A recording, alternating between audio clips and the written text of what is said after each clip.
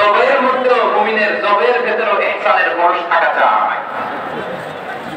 যখন জবাই করবে প্রাণীটাকে হাত পা টাচ করে বেঁধে নাও, ছুরিটাকে শার্পেন করে নাও, ধারালো করে নাও, যাতে অল্প সময়ে জবাইটা হয়ে যায়, প্রাণীটা যাতে কম কষ্ট পায়। সুবহানাল্লাহ। ইহসানের পরশ থাকা চাই। আমরা যেন আমাদের পরিবারের প্রতি ইহসান করি, আমরা যেন আমাদের কর্মচারীদের প্রতি ইহসান করি, আমরা যেন আমাদের কলিগদের প্রতি ইহসান করি, আমরা যেন আমাদের ভাইদের প্রতি ইহসান করি। মুমিন জীবনের প্রতি কাজে ইহসানের পরশ থাকা দরকার আছে না নেই? কথা বুঝতে পেরেছেন? তাহলে আল্লাহ তাআলার তিনটা আদেশ ছিল, কয়টা গেল? বলে গেছে চট্টগ্রাম। তিনটা আদেশের মধ্যে কয়টা বললাম? প্রথমে কি ছিল? আদাল। দুই নম্বরে, তিন নম্বরে রব্বুল আলামিন বলেন ওয়া ইতাইদিল কুরবা, নিকট আত্মীয়দেরকে দান করো, নিকট আত্মীয়দেরকে দাও, যারা তোমাদের ব্লাড কানেকশনের আত্মীয় তাদেরকে তোমরা দাও।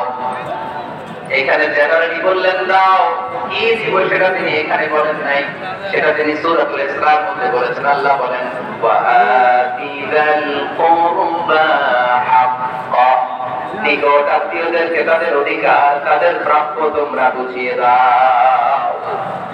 দেখেন, একটা শান্তির সমাজ, একটা সমৃদ্ধ সমাজ, একটা মানবিক সমাজ গঠনের জন্য আল্লাহ তাআলা বেশি না মাত্র তিনটা অর্ডার, তিনটা ওয়ার্নিং তিনি জারি করেছেন। এক নাম্বার সুশাসন, ন্যায় বিচার।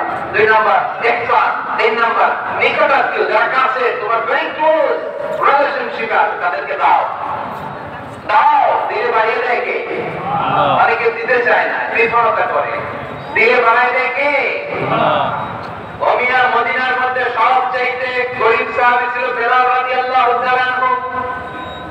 ওনার এন্টায়ার অ্যাসেট, সম্পদের পরিমাণ কত জানেন? একটা লুঙ্গি। বেলাল রাদিয়াল্লাহু তাআলা আনহু, ওনার টোটাল ওয়েলথের এস্টিমেশন হচ্ছে মাত্র একটা লুঙ্গি। একটা লুঙ্গি, টোটাল ওয়েলথ এস্টিমেশন, টোটাল সম্পদের পরিমাণ বেলাল রাদিয়াল্লাহু তাআলা আনহু কি ছিল? কথা বুঝে নাই বলতে কি ছিল? ওই বেলাল রাদিয়াল্লাহু তাআলা আনহুকে বিষয়ে ইসলাম বলেছেন আনফিক ইয়া বেলাল, ও বেলাল তুমিও দাও, ওয়ালা তাখশা মিন যিল আরশি ইকলালা, আরশের অধিপতির তো কোনো ঘাটতি নাই, তুমি দিলে ওই আল্লাহ তোমারে বাড়ায় দিবে। এজন্য আমার প্রিয় ভাইরা, দিলে কমে না, দিলে বাড়ে। অনেকে ধরে রাখে, নতুন কিছু নিতে পারে না, আপনি যেটা ধরে রেখেছেন এটা দিয়ে দেন, বড় একটা ধরার সুযোগ পাবেন। ধরে বলেন ঠিক কিনা? ধরেন 5 কেজি ওজনের একটা ধরে রাখছেন, এখন 10 এটা না পারলে 10 কেজি ধরতে পারবেন আপনি? আচ্ছা, 10 কেজি জিনিস একটা আছে, ওইটা যদি ছেড়ে দেন তাহলে এটা 15 কেজি ধরতে পারবেন। কথা বলেন ঠিক কিনা? তাহলে দিলে বাড়িয়ে দেয় কে? রব্বুল আলামিন বলেন 3 নাম্বার আদেশ হলো তোমাদের প্রতি সমাজটাকে কেমন করে মানবিক সমাজ, সুন্দর সমাজে গড়বা। 3 নম্বর আদেশ হলো ওয়া আতিযাল কুরবা হাক্কা, নিকট আত্মীয়দেরকে তাদের প্রাপ্য বুঝিয়ে দাও। এই নিকট আত্মীয়দেরকে তাদের অধিকার বুঝিয়ে দাও, প্রাপ্য বুঝিয়ে দাও। যে আমাদের গাফলতি আছে না নাই? চট্টগ্রামে নাই? মাশাআল্লাহ আছে, আছে। অনেকে দেখবেন অনেক আল্লাহওয়ালা তাহাজ্জুদ গুজার, সেজদা দিতে দিতে কপালে কালো দাগ ফেলে দিতে, সে তার মনের হকটা আদায় করে নাই। আছে না নাই? হ্যাঁ, এখানেও আছে। সর্বনাশ। অনেক বড় হাজী সাহেব, বিশাল লম্বা দাড়ি, ছেলের সব দিয়ে দিচ্ছে, মেয়ের কিছু দেয় নাই, মেয়ের হক আদায় করে নাই। আছে না নাই?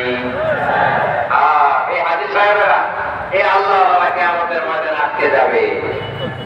আপনি অন্যের অধিকার নষ্ট করেছেন, তাদের রাইটসকে ভায়োলেট করেছেন। এজন্য আল্লাহ তাআলা বলেন, কারো অধিকার যদি কেউ নষ্ট করে, ওই সমাজটা মানবিক সমাজ কঠিনকালে হতে পারে না। এজন্য 3 নম্বর আল্লাহ বলেন ওয়া ইতাইদিল কুরবা, নিকট আত্মীয়দেরকে দাও।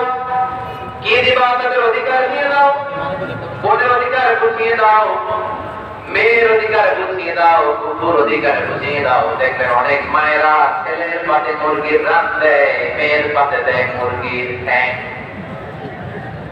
এরকম আছে না নাই? ছেলেরা কি দেয়? মুরগির। মেয়ের পাতে কি দেয়? মেয়ের কি মুরগির রান খেতে মনে যায় না? মনে যায় না? এমনটা করা যাবে না। নিকটাত্মীয়দেরকে অধিকার দিয়ে দাও, নিকটাত্মীয়ের সাথে সুসম্পর্ক রাখো, আদেশ রাখা। এজন্য প্রিয় ভাইয়েরা, জীবনে যদি করা